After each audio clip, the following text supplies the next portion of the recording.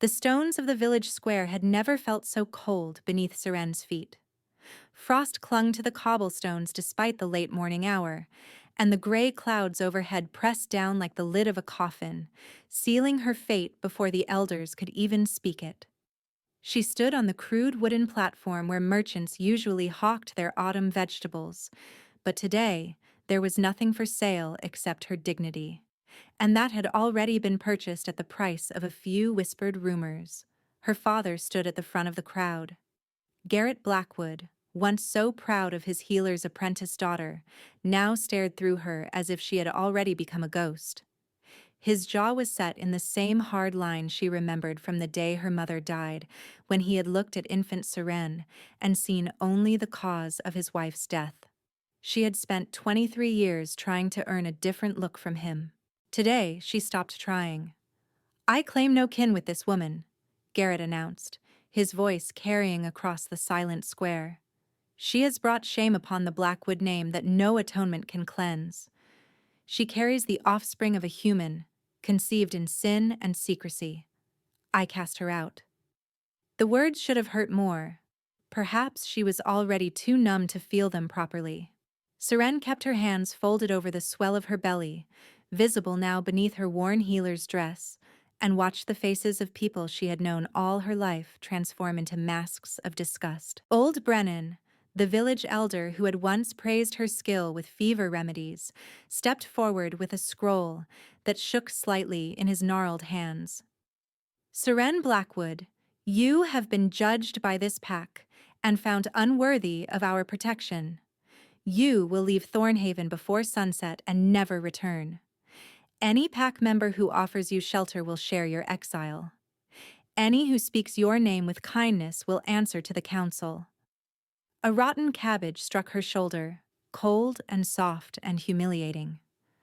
Then a tomato, splitting against her chest and staining her dress with something that looked too much like blood. The children she had treated for coughs and fevers last winter now spit at her shadow, and she understood that this was what she had become. Not a person, but a lesson, a cautionary tale mothers would tell daughters for generations. The baby kicked. It was the first time she had felt that flutter of movement, that undeniable proof of life within her, and it came at the worst possible moment, or perhaps the best. Her hand pressed harder against her belly, and something shifted in her chest. Let them throw what they liked.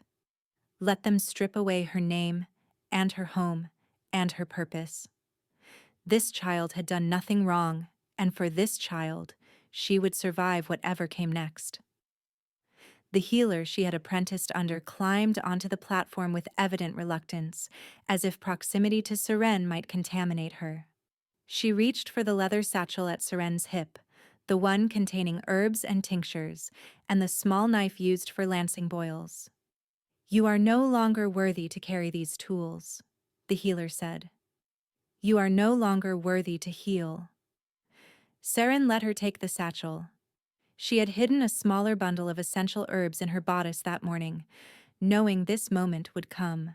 Some small part of her still thought like a healer, still planned for survival even when everything else in her wanted to lie down and stop fighting. The walk out of Thornhaven took hours. No one wanted to share the road with her, so she walked alone through the ancient pines that marked the border of the village's territory, watching the light filter through branches in dusty golden shafts that mocked her misery with their beauty. By late afternoon, her feet ached and her stomach gnawed with hunger. She had not eaten since the previous morning, too nervous about the judgment to keep anything down. She thought about Thomas as she walked, the merchant with the kind eyes and the gentle hands, who had passed through Thornhaven during the late winter trading season with bolts of fabric and spices from the southern kingdoms. He had been different from the traders who usually came through, curious about everything. The herbs she gathered, the way village folk celebrated festivals, the simple pleasures of life beyond city walls. He had looked at her like she was worth looking at, like her healing skills and her quiet nature and her unremarkable face all added up to something valuable. She had given him everything, those 3 weeks he stayed in the village. Her heart, her body, her foolish dreams of a different life. And he had promised to return when the roads cleared in late spring, promised that what they had was real, promised that distance would not diminish what had grown between them. Spring had come and gone without him, so had the long summer. And now autumn was fading into winter, and she was 8 months pregnant and exiled and utterly alone, and Thomas had never come back. Perhaps he had found a human woman who suited him better. Perhaps he had died on the road. Perhaps, and this was the thought that cut deepest, perhaps he had simply lied, the way men sometimes lied to get what they wanted from lonely women. The baby kicked again, and Seren pressed her palm against the movement. "I will not blame you for your father," she whispered. "Whatever he was, whatever he did, you are innocent." Hoofbeats echoed through the forest, growing closer. Seren's heart seized in her chest. Hunters sent to hurry her along, perhaps, or bandits who preyed on travelers. She looked for somewhere to hide, but the trees here were sparse, the underbrush thin. Before she could move, riders emerged from around a bend in the road. The banner they carried stopped her breath. A raven clutching a crown, stitched in silver thread on black silk. The symbol of House Ravencrest, the symbol of the Alpha King. There were perhaps 20 riders, all dressed in the deep black and silver of the royal guard, their horses gleaming with good health and careful grooming. At their head rode a man whose presence seemed to command the very air around him, tall and broad, with black hair falling past his shoulders and eyes the color of aged amber. A scar ran from his left temple to his jaw, the only imperfection on a face that would have been beautiful if it were not so hard. Alpha King Cassian Ravencrest. She had never seen him in person, but everyone knew the stories. The warrior king who had united the northern territories. The unmarried monarch whose council begged him to choose a queen. The man whose younger brother had died of fever just 5 months past, sending him into a grief that court gossips claimed had not yet lifted.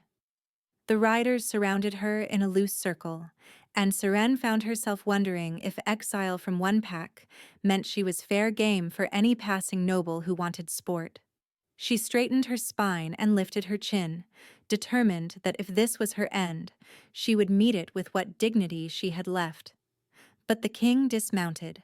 He walked toward her with long, purposeful strides, his riding cloak swirling behind him, and his retinue murmured in obvious confusion. One did not approach common women on the road. One certainly did not dismount from one's horse to do so. Yet here he was, stopping 3 paces from her as if she were worth the effort.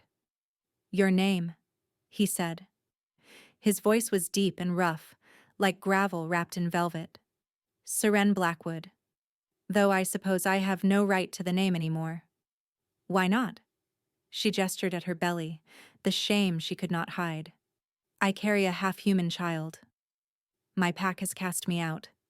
I am walking until I find somewhere that will have me, or until I can walk no more." Something flickered across the king's face. Recognition? Pain? Gone too quickly for her to identify. He studied her with an intensity that made her skin prickle, his amber eyes moving from her face to her belly and back again. "Half human," he repeated, and there was something strange in his tone. "You are certain of this?" "The father was a human merchant named Thomas. He passed through our village last autumn. He—" Her voice caught, and she hated herself for showing weakness before a king. "He did not return." A thin man on a gray horse pressed forward, his face sharp and disapproving beneath silver-streaked dark hair. "Your Majesty, surely we need not trouble ourselves with this creature. She admits her own shame. Let her walk to whatever fate awaits mongrels and their mothers." The king did not look at him. His eyes remained fixed on Seren, and she saw something shift in their amber depths, some decision being made that she could not begin to understand. "She will return with us to the castle," Cassian said. The sharp-faced man, Lord Malachar, she would later learn, made a sound of protest, but the king silenced him with a single raised hand. Before Seren could voice her own confusion, Cassian was offering her his hand, helping her onto his own horse with surprising gentleness for a man who had built his reputation on the battlefield. "Half human, you say?" he murmured, so quietly that only she could hear. "We shall see what your child truly is." She wanted to ask what he meant. She wanted to ask why the Alpha King of the Northern Territories would intervene for an exiled healer carrying a merchant's bastard. But his arms came around her to take the reins, and she was suddenly aware of how close he was, how warm, how solid against her back, after hours of walking alone in the cold. She was asleep before they reached the castle gates. 3 weeks passed in a blur of confusion and luxury. Seren had expected to work as a servant, at best, in exchange for the shelter the king had inexplicably offered. Instead, she was given chambers finer than anything she had ever seen, with silk sheets and roaring fires, and a canopied bed that could have fit her entire family. Servants brought her food she did not know how to name, dressed her in gowns that cost more than a year's income in Thornhaven, and treated her with a deference that made no sense. She tried to make herself useful in the healing halls, but the court physician watched her with suspicious eyes, and whispers followed her everywhere. Why had the king taken her in? What did he want from her? The court could not understand it, and neither could Seren. And the not knowing gnawed at her worse than any hunger. Lord Malachar visited her chambers twice in that first week, each time with pleasant words that barely concealed sharp questions. Who was the father exactly? Where had he come from? What had he said about himself? Seren answered honestly. Thomas was a merchant. He had spoken of fabric and spices and the roads between kingdoms, but something in Malachar's pale blue eyes told her that these were not the answers he wanted. On the 4th day, she met Elspeth. The old woman appeared without warning in Seren's chambers, small and bent beneath a lace cap, her faded blue eyes fixed on Seren's face, with an intensity that made her want to step backward. For a long moment, neither of them spoke. "Thomas," Elspeth said finally, and it was not a question. Yes, the father's name was Thomas. How did you—" "My own father's name." The old woman's voice cracked on the words. "Tell me about him. This Thomas of yours. Tell me everything." Seren found herself talking without meaning to, the story pouring out of her like water from a broken vessel. Thomas's kind eyes, his gentle laugh, the way he listened to her stories about village life as if they were grand adventures. His fascination with ordinary things, bread fresh from the oven, children playing in the square, the rhythm of seasons in a place that knew no politics, his promise to return. When she finished, Elspeth was crying silently, tears carving tracks down her wrinkled cheeks. She said nothing, asked nothing more, simply squeezed Seren's hands once with her papery fingers and left as suddenly as she had appeared. A month into her stay, the strangeness began. Seren woke in the middle of the night to find her chambers bathed in silver light. For a moment she thought the moon had grown impossibly bright, flooding through her windows with cold radiance. Then she looked down and saw that the light was coming from her belly. Her skin glowed with soft silver luminescence, pulsing gently in rhythm with her heartbeat. She stared at it, frozen between wonder and terror, and then the baby moved and the light faded, leaving only shadows and her racing pulse. She told herself she had imagined it.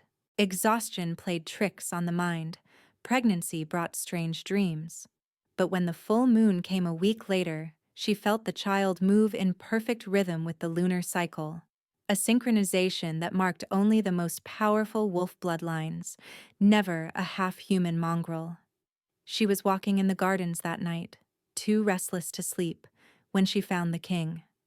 Cassian sat alone on a stone bench, his face turned toward the moon, his expression unguarded in a way she had never seen at court.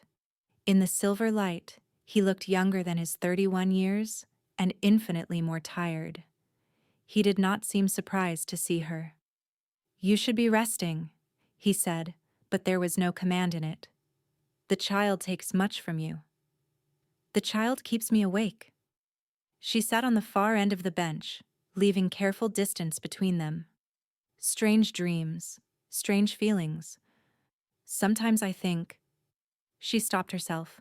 She could not tell the king that her baby glowed in the dark. "Think what?" "Nothing. Foolish fancies."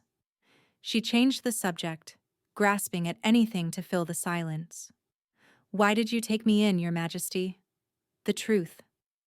I have asked everyone in this castle and received nothing but riddles." For a long moment, he did not answer. When he spoke, his voice was rough. "Tell me more about Thomas. The way he looked. The way he spoke. Everything you remember." It was not an answer to her question, but something in his tone compelled her to comply. She described Thomas's dark hair, his laughing eyes, the scar on his left hand from a childhood accident with a knife. She described his strange questions about noble titles and court dances, his odd ignorance of merchant roots, his surprising knowledge of poetry and music. When she mentioned that Thomas had hummed a melody she did not recognize, something wistful and old, Cassian's hands tightened on his knees.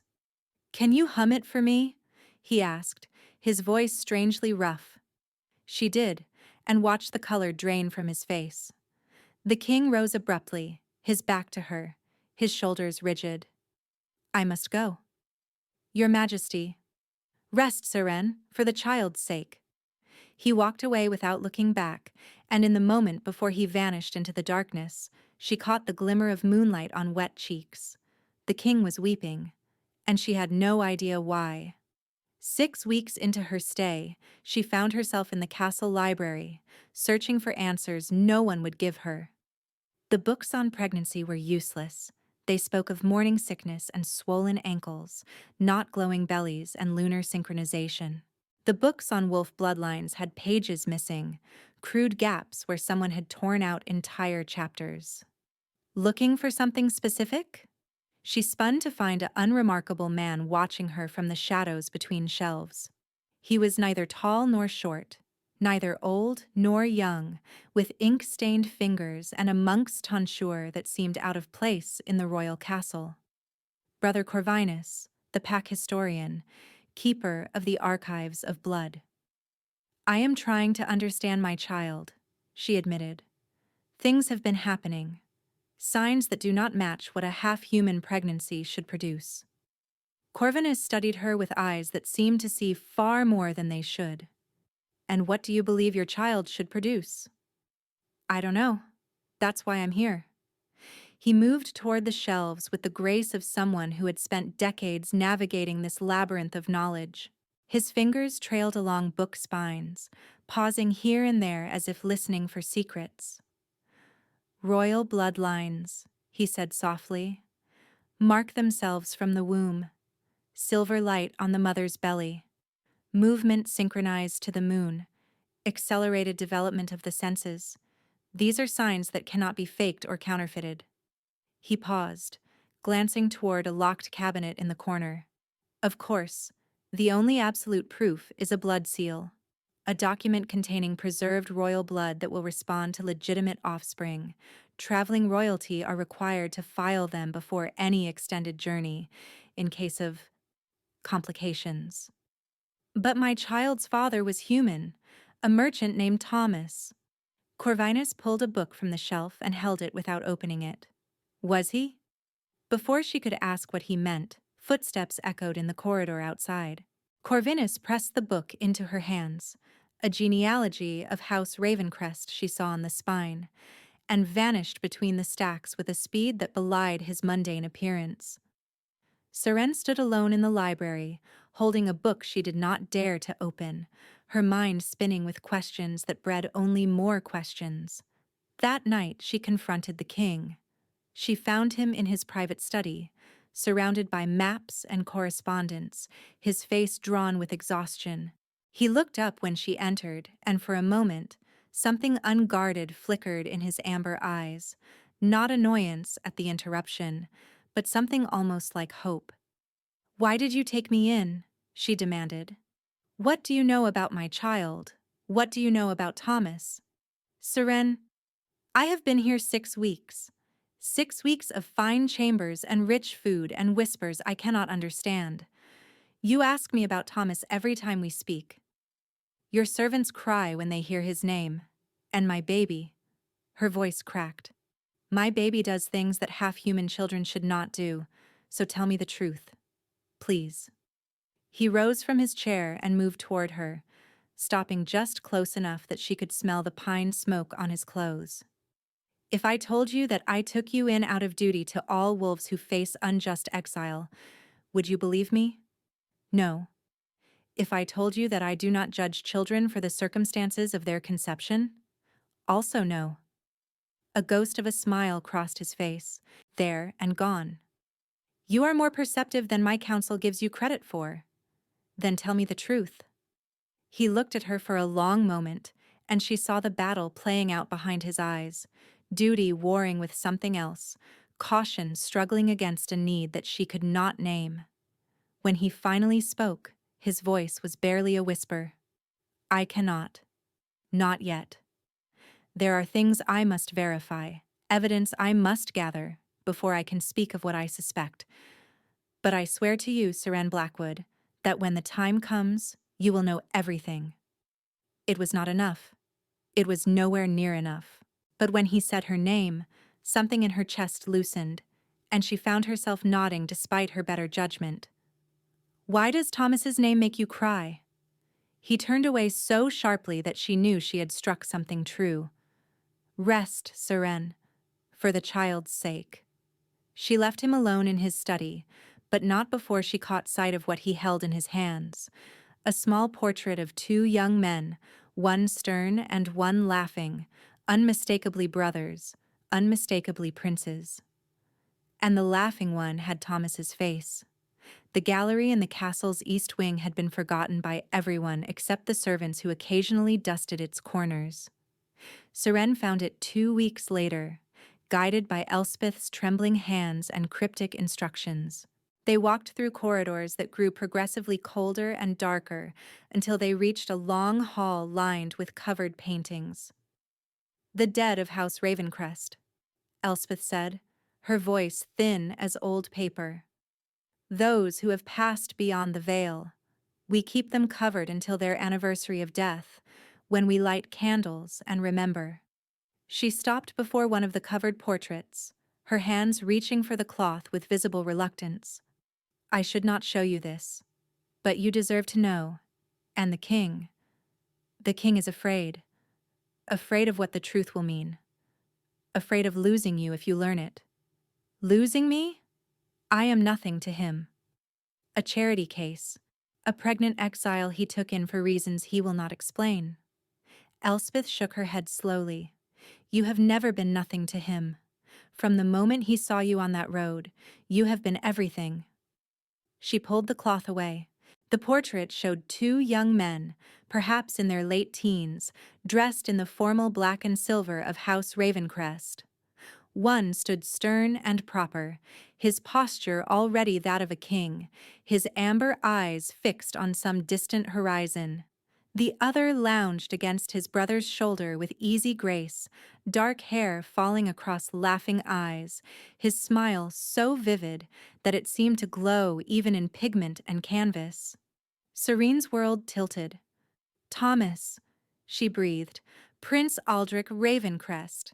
Elspeth's voice broke on the name. "The king's younger brother. I was his nurse from the day he was born. I gave him my father's name when he needed to disappear." She touched the painted face with fingers that trembled. "Dead these 5 months, killed by bandits on a road far from home. Bandits who seemed to know exactly which route he would take. The court was told it was fever. A lie to hide questions no one wanted asked." "No." Seren's knees threatened to buckle. She pressed her hand against the wall for support. "No, that cannot. He was a merchant. He sold fabric. He knew everything about court life because he was raised in it. He asked strange questions about common people because he had never been one. And he fell in love with a healer with eyes like moonlight because Aldrich always loved what was gentle and true. The portrait swam before Seren's eyes. Thomas's face, Aldrich's face, the same laughing eyes, the same scar on the left hand that she could just barely see in the painting's detail. He was coming back, Elspeth whispered. He left a letter before he departed. Said he would face the consequences of running from his arranged mating. Said he would find the woman he loved and bring her to court and damn anyone who disapproved. But the bandits found him first. The baby is legitimate heir to Prince Aldrich Ravencrest, not half human at all. Pure royal blood carrying the bloodline of kings.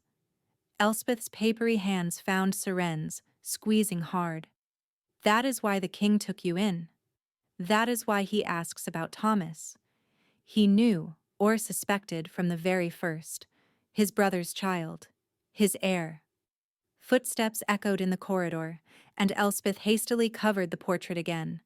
But the damage was done, or perhaps the healing had begun. Seren could not tell which, through the tears that blurred her vision. She was not shamed. She was not ruined. She was the mother of a prince. And the man she had loved was dead, killed on a road somewhere between here and the life they could have had together, and she had never even known his real name. The weeks that followed were a fever dream of investigation and revelation. Seren found herself talking to servants who had helped Aldrich dress in common clothes, stable hands who had prepared a merchant's wagon for a prince who wanted to disappear, guards who had been told the young prince died of fever and never questioned the lie. Each piece of evidence matched her memories perfectly. The fabric Aldrich had sold came from the royal storehouses, samples he had taken because he needed a cover story. The spices were gifts from foreign diplomats, repurposed for a masquerade. Even his poor bargaining skills made sense now. He had never needed to haggle for anything in his life. She understood finally why Cassian cried when she spoke of Thomas. He had lost his brother twice, once to a foolish escape, once to senseless violence. And now she carried the only piece of Aldrich that remained, but someone was following her. Seren noticed it first in the library, a shadow that moved wrong among the shelves. Then in the corridors, footsteps that stopped when she stopped, continued when she continued. Then in the gardens, a face glimpsed and gone before she could identify it. Someone did not want her asking questions. Someone did not want the truth to emerge. She confronted Cassian in his chambers on a night when snow fell heavily outside and fire burned low in the hearth. She burst past his protesting guards with the small portrait of Aldrich clutched in her hands. She had found it in a cabinet in the east wing, hidden but not forgotten. You knew. The words came out as accusation and plea in equal measure. From the very beginning, you knew who the father was. Cassian did not deny it. He sat in a worn leather chair, looking older than his years, and watched her with eyes that held too much grief to hold anger as well. I suspected, he said, when I heard your story on the road, a kind merchant named Thomas, traveling alone, asking strange questions about court life. I thought it was impossible. I thought I was imagining things because I wanted so desperately for some piece of my brother to survive. But then I saw your eyes. My eyes? Silver gray, like moonlight. His voice roughened. Aldrich always said that if he ever fell in love, it would be with a woman who had moonlight in her eyes. He was specific about it. Insufferably specific. As he was about everything. So when I saw you standing on that road, gray eyes and healer's hands and a belly full of mystery, why didn't you tell me? Because I needed to be certain. Because the political implications are staggering. If your child is truly Aldrich's, if it can be proven, the succession of the entire Northern Territories changes. And because... He stopped, running a hand through his dark hair in a gesture of frustration she had never seen from him before. Because what? Because I was afraid that if you knew the truth, you would see me only as your child's uncle, only as a duty, only as the man who had to protect you because of who you carried. Something shifted in the space between them. Seren moved closer, still clutching the portrait, and saw in his amber eyes something that was not duty at all. And what did you want me to see you as? He rose from his chair, closing the distance between them until she could feel the warmth radiating from his body. I wanted you to see me as myself, not the Alpha King, not Aldrich's brother, just Cassian. A man who watched you walk through his castle with your head held high, despite everything you suffered. A man who found himself listening for your voice in crowded rooms. A man who... He stopped himself, jaw tightening, and looked away. Cassian. She said his name for the first time without title, and his eyes snapped back to hers. Tell me about Aldrich. Not the prince. The brother you lost. For the next hour they sat before the dying fire while Cassian spoke of his brother. The pranks Aldrich had played as a child. The way he laughed at inappropriate moments.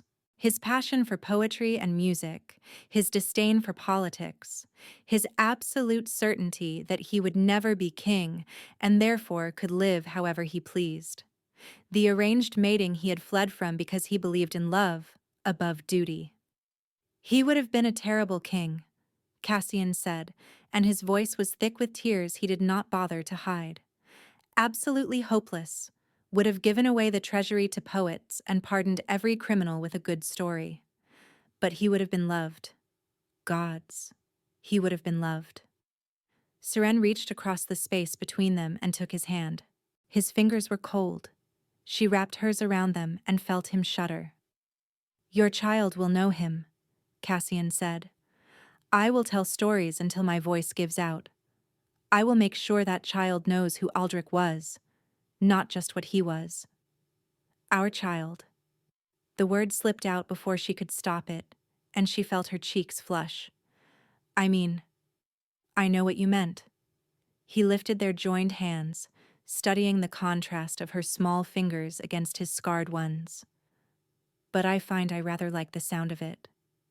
Whatever might have happened next was interrupted by pounding on the door. Lord Malakar's voice, thin with false concern, demanding to know if the king was well, demanding an audience, demanding explanations for why that woman had been seen entering the royal chambers.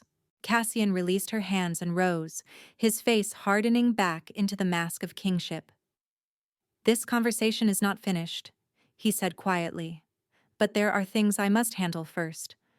Things that can wait no longer. 3 days later, Seren woke to find a threatening note on her pillow. The words were cut from books and pasted onto parchment, crude and chilling. Leave or lose the child.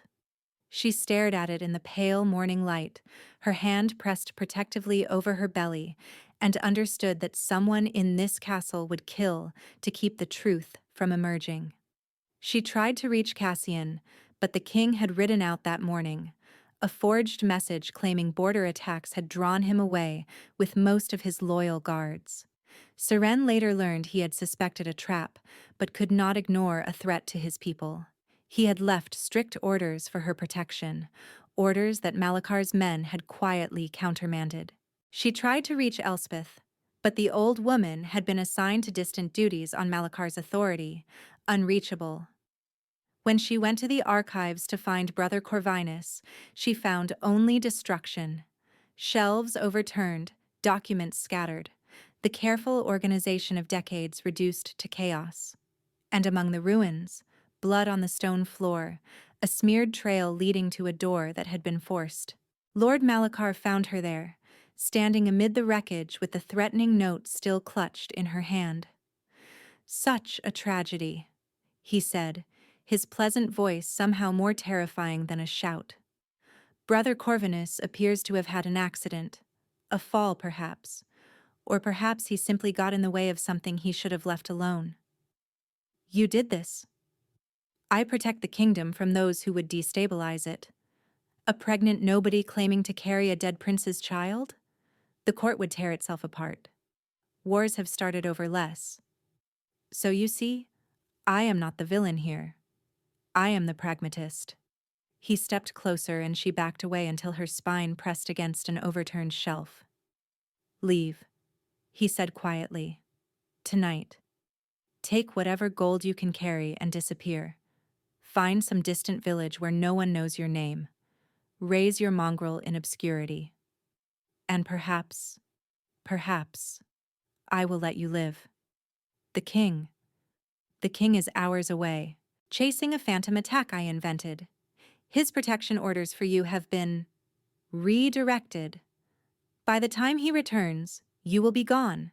The archives will be ashes, and no evidence will remain of this foolish fantasy. Malakar's smile did not reach his pale blue eyes.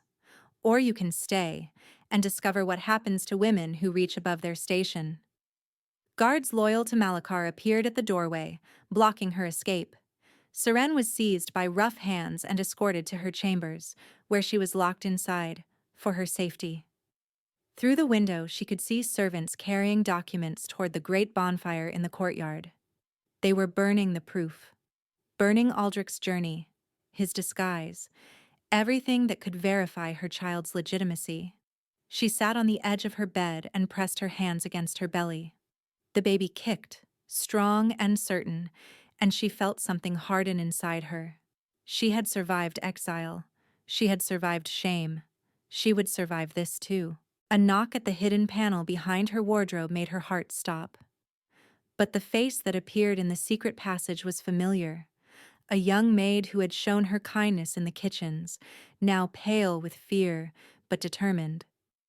My lady, the servants who loved Prince Aldrich, there are more of us than Lord Malakar knows. He cannot watch every passage, every door. Brother Corvinus lives, though he is hurt.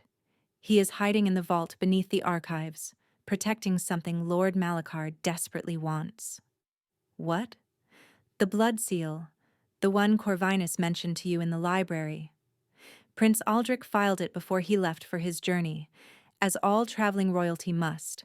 It will recognize his child at birth, undeniable proof that cannot be forged or destroyed. Corvinus sent me to bring you to him. The passages were dark and cold, filled with dust and the memory of servants who had walked them for centuries. Seren followed the maid through twists and turns, her belly heavy, her heart heavier, until they reached a vault she had not known existed. Corvinus lay on a makeshift bed of archive robes, his face bruised and one arm bound in a sling. But his eyes were sharp, and in his good hand, he held a document that glowed with soft silver light. Prince Aldrich's blood seal, he explained, pressing it into her hands. I told you about these in the library. I hoped you would remember if the time came. It contains a drop of his blood, magically preserved, that will respond to his bloodline. When your child is born, this seal will verify legitimacy beyond any doubt. Malakar is burning the archives. Let him burn everything else. This is the only document that matters. This is what he cannot find, what he will kill to destroy. Corvinus coughed, pain twisting his features. The king returns tomorrow. You must survive until then. Hide somewhere Malakar cannot reach. Protect the seal. Seren looked at the document in her hands, glowing gently against her palms. Such a small thing to carry such enormous weight. I will not hide, she said. I have hidden enough. When Cassian returns, I will stand before the entire court and demand justice. My lady, they called me a shame, a disgrace, the mother of a mongrel. Her voice grew stronger with each word. I was none of those things. I was a woman who loved a prince who loved her back. And I will not let Lord Malakar bury that truth with threats and violence. She waited in the secret passages all night, the blood seal pressed against her belly, the baby kicking in rhythm with her heartbeat. She heard guards searching, heard Malakar's voice raised in frustration, heard the crackle of flames as the bonfire consumed documents that had survived for generations. But dawn came, as it always did. And with it, the sound of hoofbeats in the courtyard. The king had returned. The great hall of Ravencrest Castle had never held so many wolves at once. Nobles and servants crowded together, drawn by rumors of crisis and upheaval, their voices rising in a tide of speculation. At the front of the hall, Lord Malachar stood beside the empty throne, his face composed in an expression of grave concern. "Your Majesty," he said, as Cassian strode through the doors, still wearing his riding clothes, his face dark with barely contained fury. "I regret to inform you that the woman you took in has fled. She was not who she claimed to be, a con woman, I fear, who wove an elaborate tale to prey upon your grief for Prince Aldrich." "Indeed." Cassian's voice was ice. "And the archives of blood? I passed the bonfire on my way in. It appears someone has been burning historical documents." "A tragic accident. Brother Corvinus was unstable, it seems. We found evidence of delusion, conspiracy theories about Prince Aldrich's death." "Did you?"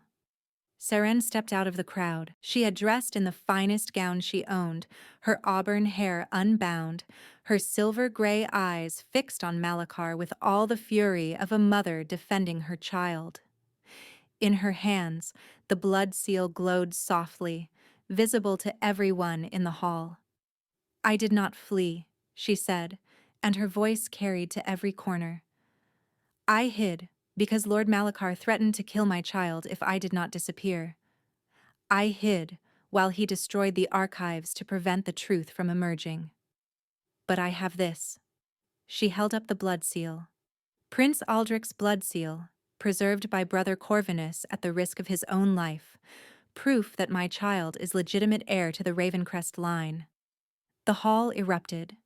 Malachar's face went white, then red, his careful composure shattering. He lunged toward her, hands reaching for the seal, but Cassian's guards were faster. They seized him before he could take 2 steps. "You stupid woman!" Malachar snarled, all pretense of civility abandoned. "You have ruined everything. The succession was supposed to remain." He caught himself, but too late. 30 years of careful composure cracked in that single moment of fury. "Confessing before the entire court, Malachar?" Cassian descended from the dais, his amber eyes blazing. "That seems uncharacteristically careless of you." "It does not matter. The seal proves nothing until the child is born. Plenty can happen before then." "The seal proves enough." An ancient wolf emerged from the crowd.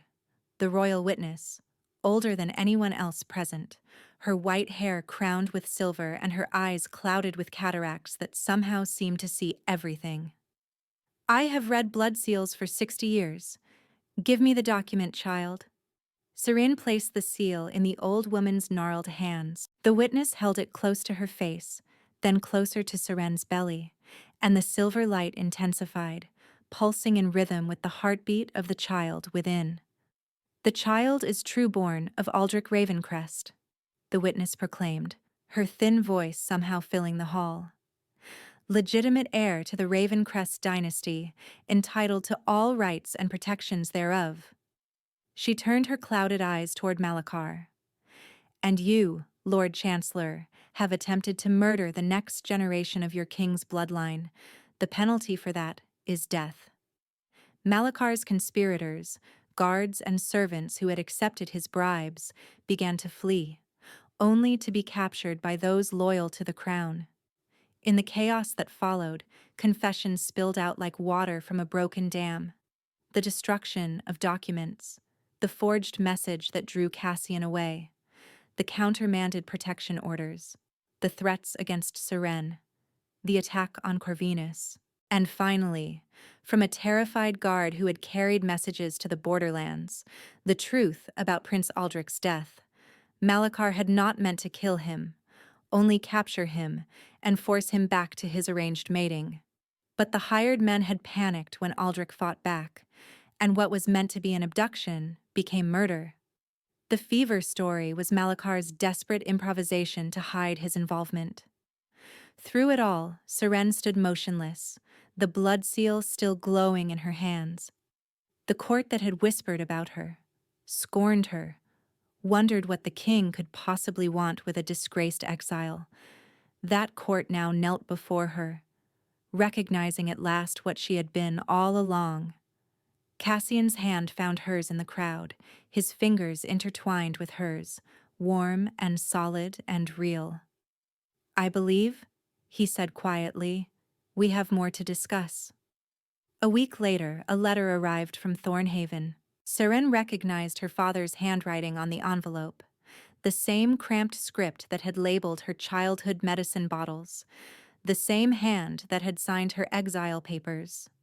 She held the letter for a long time, turning it over in her fingers, feeling the weight of 23 years of longing for his approval. Part of her wanted to read it. Part of her, the child who had never stopped hoping, imagined it might contain the words she had always needed to hear. "I was wrong. I am proud of you. I love you." But she had spent too many years chasing approval that would never come. She had built something new here, something that did not depend on Garrett Blackwood's blessing. And whatever words that letter contained, apology or excuse, or renewed condemnation, she no longer needed them to know her own worth. She burned it without reading past the first line. "Daughter, I have heard of your good fortune." Good fortune. As if everything she had survived was merely luck. The flames consumed his words, and she felt something loosen in her chest that she had not known was still knotted. She was done being his daughter. She was ready to become something more. Spring came early that year, as if the world itself was eager to see what would bloom. Seren stood in the castle garden where she had first spoken honestly with Cassian, watching cherry blossoms drift down like pink snow. Her belly was heavy now, the birth only weeks away, but she had refused to stay in bed like a proper expectant mother. She had spent enough of her life hiding. Footsteps on the gravel path announced his presence before she saw him. Cassian emerged from between the flowering trees, still wearing the black and silver of his station, but something in his bearing had changed in the months since Malakar's exposure. He smiled more easily now. He laughed sometimes, in ways that reminded her of the portrait of Aldrich. "I have been looking for you," he said. "I have been here." She turned to face him, and his expression shifted into something softer, more vulnerable than the Alpha King had any right to be. "I need to tell you something." He moved closer, stopping just within arm's reach. "When I took you from that road, I told myself it was for Aldrich, for the child, for the succession.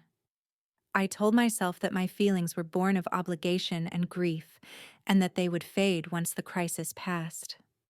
And have they? They have grown stronger." His voice roughened. "Every day I watch you move through this castle, refusing to let your past define you, fighting for your child with a courage that puts my warriors to shame. Every day I find myself listening for your voice, looking for your face, thinking of excuses to be near you, and I realize that what I feel has nothing to do with Aldrich, or obligation, or the crown. What does it have to do with? You." He took her hands in his and she felt them tremble slightly. "Just you, Seren. The woman who survived everything the world threw at her and came out stronger. The woman who saw through my masks when no one else could. The woman I have fallen in love with. Slowly and completely, and without any intention of stopping." Tears pricked at her eyes. "I thought you saw me as the mother of your heir, a responsibility, a duty. I see you as the woman I want to wake beside for the rest of my life, if you will have me." The baby kicked, strong and certain, as if offering an opinion. Serene laughed through her tears and reached up to touch his face, her fingers tracing the scar from temple to jaw. "I mourned Thomas," she said. "I loved him, Aldrich, with all my heart. Part of me will always belong to him, and I will not pretend otherwise. I will not dishonor his memory by claiming I have moved on completely." She paused, watching Cassian's face for any sign of rejection, and found only patient understanding. But grief is not the same as being dead yourself. And what I feel for you, what has grown between us these long months, is not a replacement for what I lost. It is something new, something that exists alongside the grief, not instead of it. She reached up to touch his face, and her voice softened. You are not a substitute for your brother. You never were. You are Cassian, and I choose you. His eyes glistened, and she understood that he had needed to hear those exact words, that part of him had feared being nothing more than a living memorial to the brother he had lost. When his lips finally found hers beneath the falling cherry blossoms, the kiss was tender, almost hesitant, asking permission before it deepened into something that needed no words at all. When they finally broke apart, both breathing hard, he pressed his forehead against hers and whispered, "Marry me. Be my queen. Let me love you and your child for whatever years we have." "Our child," she corrected him, and his smile was bright enough to rival the spring sun. The wedding was held on midsummer, in the great hall where she had once stood accused and afraid. Elspeth wept through the entire ceremony. Brother Corvinus, his arm still in a sling, recorded every detail for the archives he was slowly rebuilding, and in her arms, Seren held her son, born 3 weeks prior, healthy and strong, with his father's laughing eyes and his mother's healer's hands. They named him Aldrich Cassian Ravencrest, and when the royal witness performed the formal blood recognition, the entire hall glowed silver with the strength of his heritage. Lord Malachar had been exiled to the wastelands, stripped of title and wealth, condemned to live out his days in the frozen wastes where no pack would shelter him. Some said it was too merciful. Others said the cold would kill him within the year. Cassian said only that he was tired of death, and that some punishments were worse than execution. In the garden where Cassian had proposed, they planted a cherry tree. It would bloom every spring for generations, the servant said, a reminder of how love could grow from the wreckage of grief.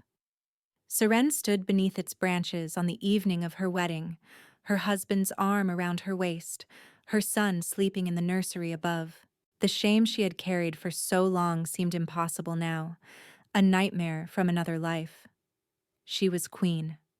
Her child was prince. And the man beside her loved her not for what she had given the kingdom, but simply for who she was. "Regrets?" Cassian asked, his voice soft in the twilight. "Only that Aldrich never knew." She leaned into his warmth. "That he died thinking I had forgotten him, or that I blamed him for leaving. He knew." Cassian's hand found hers. "He left that letter with Elspeth, the one explaining everything, promising to return, swearing that he loved the healer with moonlight in her eyes more than anything in the world. He died knowing you were worth dying for." She wept then. But they were not the bitter tears of exile, or the frightened tears of threat. They were the tears of someone finally, fully loved, by a man long dead and a man very much alive, by a son who would grow up knowing the truth, by an entire kingdom that had learned to see her as she truly was. "I love you," she whispered, and Cassian's arms tightened around her. "And I love you. Always. Both of you."